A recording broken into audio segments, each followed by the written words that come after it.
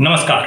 Holodomor त्रासदी 20वीं सदी की सबसे भयानक मानवीय त्रासदियों में से एक है। ये त्रासदी 1932-1933 के दौरान सोवियत संघ में यानी कि वर्तमान यूक्रेन में हुई थी, जिसमें लाखों लोग भूखमरी के कारण मारे गए। होलोडोमोर शब्द यूक्रेनियन भाषा से लिया गया शब्द है और इसका अर्थ होता है भूखमरी से मौत। होलोड मतलब भूखमरी और मोर का मतलब मौत। ये त्रासदी यूक्रेन के इतिहास में एक काले अध्याय के रूप में याद की जाती है और इसे अक्सर मानव निर्मित अकाल या जनसंहार के रूप में वर्णित किया जाता है।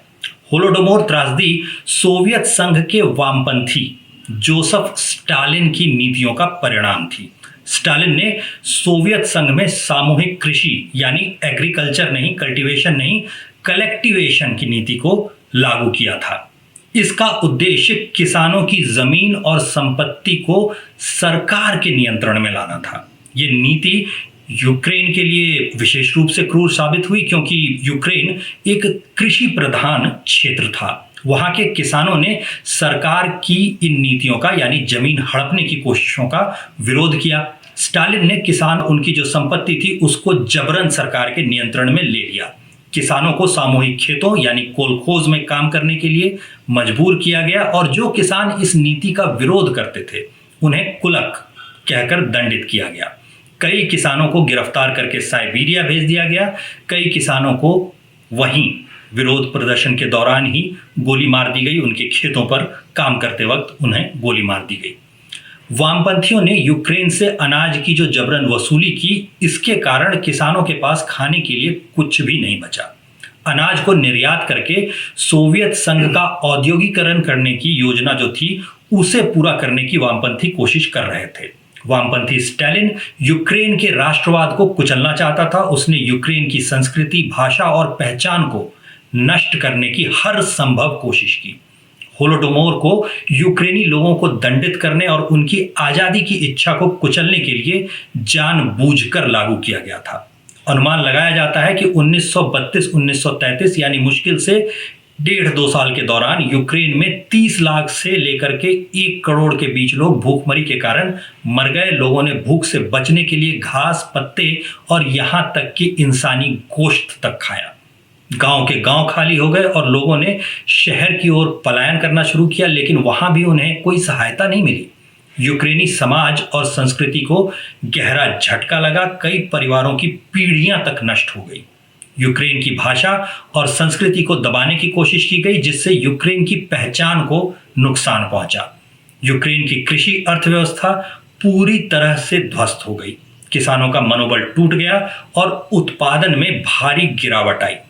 होलोडोमोर को कई देशों और विद्वानों ने जनसंहार के रूप में मान्यता दे रखी है। यूक्रेन सरकार और कई अंतर्राष्ट्रीय संगठनों का मानना है कि ये त्रासदी यूक्रेनी लोगों को नष्ट करने के लिए जानबूझकर पैदा की गई थी। यूक्रेन ने होलोडोमोर को जनसंहार के रूप में मान्यता दी है, जिनोसाइड के रूप में मान्यता दी है और हर साल नवंबर के चौथे शनिवार को होलोडोमोर स्मृति दिवस मनाया जाता है। कई देश जैसे कि कनाडा, ऑस्ट्रेलिया और यूरोपीय संघ के जो सदस्य देश हैं, उन्होंने होलोडोमोर को जनसंहार के रूप में मान्यता दे रखी है। रूस होलोडोमोर को जनसंहार के रूप में, जेनोसाइड के रूप में मान्यता देने से इनकार करता है और इसे केवल एक दुर्भाग्यपूर्ण अकाल बताता है। होलोडोमोर त्रासदी ने यूक्रेन के समाज पर और इतिहास पर अपना गहरा प्रभाव छोड़ा है। ये त्रासदी यूक्रेन की राष्ट्रीय पहचान का एक महत्वपूर्ण हिस्सा बन गई है और यूक्रेन के लोगों के लिए स्वतंत्रता और संप्रभुता के प्रतीक के रूप में इसे याद किया जाता है। यूक्रेन और दुनिया भर में होलोडोमोर के पीड़ितों की याद में स्मारक बनाए गए हैं। होलोडोमोर पर कई किताबें, फिल्में और कलाकृतियां भी बनाई गई हैं। ये जो तस्वीर में आप देख रहे हैं वो फील्ड ऑफ व्हीट यानी कि गेहूं का खेत नाम का स्मारक है। ये यूएसए में वॉशिंगटन डीसी में है। होलोडोमोर त्रासदी मानव इतिहास की सबसे दर्दनाक घटनाओं में से तो एक है ही, साथ ही ये यूक्रेन और रूस के बीच एक बड़ा फॉल्ट लाइन भी है। यूक्रेन और रूस के बीच सांस्कृतिक विभाजन कई मुद्दों से होता है। इन सांस्कृतिक फॉल्ट लाइंस का प्रयोग दोनों देशों के बीच विभाजन को गहरा करने के लिए किया गया है। यूक्रेन में पूर्वी और दक्षिणी हिस्सों में रूसी भाषा बोलने वाले लोगों की बहुलता है, जबकि पश्चिमी यूक्रेन में यूक्रेनियन भाषा प्रमुख है। इस भाषाई विभाजन का प्रयोग अलगाव बढ़ाने के लिए किया गया।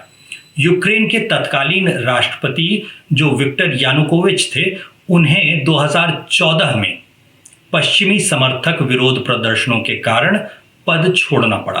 रूस ने इसका फायदा उठाकर क्रीमिया पर कब्जा जमा लिया और पूर्वी यूक्रेन में अलगाववादी समूहों का समर्थन भी किया। इससे यूक्रेन में गृह युद्ध जैसी स्थिति पैदा हो गई। यूक्रेन में पूर्वी और दक्षिणी हिस्सों में जो रूसी भाषा बोलने वाले लोगों की बहुलता है और यूक्रेनी भाषा का प्रयोग करने वाले लोग पश्चिमी यूक्रेन में हैं, इस भाषाई विभाजन का प्रयोग यूक्रेन में वैसे ही किया गया जैसे भारत में आप दक्षिण और उत्तर का विभाजन, हिंदी और नॉन हिंदी का विभाजन देखते हैं। इससे अलगाव की भावना को बढ़ाने की कोशिश की गई। यूक्रेन में रूसी रूढ़िवादी चर्च और यूक्रेनियन ऑर्थोडॉक्स चर्च के बीच प्रतिस्पर्धा भी है। पश्चिमी देशों में ऑर्थोडॉक्स नहीं बल्कि कैथोलिक चर्च का प्रभाव है और इस रिलीजियस डिवाइड को यूक्रेन में सबने अपना अपना प्रभाव बनाने के लिए इस्तेमाल किया। इन सब के बारे में सुनने के बाद आप फॉल्ट लाइन तो समझने लगे होंगे। आमतौर पर भारतीय जो है वो फॉल्ट लाइन जैसे जुमलों से परिचित नहीं होते। मोटे तौर पर फॉल्ट लाइन का मतलब समझना है तो जंजीर की कमजोर कड़ी समझ लीजिए। जब तक जंजीर एक है वो किसी चीज को बांधे रख सकती है, चाहे वो देश हो चाहे वो समाज हो, और इसको आपने एक लकड़ी को आसानी से तोड़ देने और फिर लकड़ियों के बंडल को न तोड़ पाने के जरिए जो पिता अपने बच्चों को एक साथ रहने और आपस में न लड़ने की बातें सिखा रहा होता है, उस बोध कथा में हम में से अधिकांश ने इसे पढ़ रखा है। समाज को एक रखने के लाभ और आपसी टूट फूट के कारण विदेशियों से पराजित होने और गुलाम बनाए जाने से सभी भारतीय परिचित होते हैं। इसके बाद भी होता क्या है, समाज में दरारें होती ही हैं और जैसे ही उन दरारों पर यानी फॉल्ट लाइंस पर प्रहार किया जाता है, समाज टूटता है और आक्रमणकारियों को अवसर मिल जाता है। भारतीय लोगों विशेषकर हिंदुओं के लिए ऐसा एक बड़ा सा फॉल्ट लाइन होता है जाति। इसके नाम पर लोगों को लड़वाना भारतीय नेता और विदेशियों की फेंकी बोटियों पर पलने वाले को सबसे आसान लगता है। यहां गौर करने लायक यह है कि हर समाज में उनके अपने फॉल्ट लाइंस होते हैं, लेकिन किंतु परंतु हिंदुओं का तो इतिहास ही किसी पर आक्रमण करने का नहीं रहा है, इसलिए उन्हें फॉल्ट लाइंस समझ में भी नहीं आती। किसी पर आक्रमण करना ही नहीं है तो उसकी यानी विरोधी की, विपक्षी की फॉल्ट लाइंस के बारे में क्यों जाने। इसे थोड़े अच्छे से समझना है तो जाति के उदाहरण के बाद ओवैसी का ये पुराना एक्स पोस्ट, जो कि तब ट्विटर के नाम से जाना जाता था, ट्वीट कहा जाता था, उसे देख लीजिए। पाकिस्तान के बनने का आंदोलन देखेंगे तो नजर आ जाएगा कि उसे चलाने के लिए धनबल सबसे ज्यादा अहमदिया समुदाय के लोग ही देते रहे। मिर्जा गुलाम अहमद जो था 1835 में पैदा हुआ, 1908 में मर गया। इसने इस अहमदिया जमात की शुरुआत की थी और उसके नाम पर ही समुदाय को अहमदिया बुलाया जाता है। मोहम्मद जफरुल्लाह खान, जिसने 1940 में लाहौर रेजोल्यूशन लिखा था, वो अहमदिया ही था।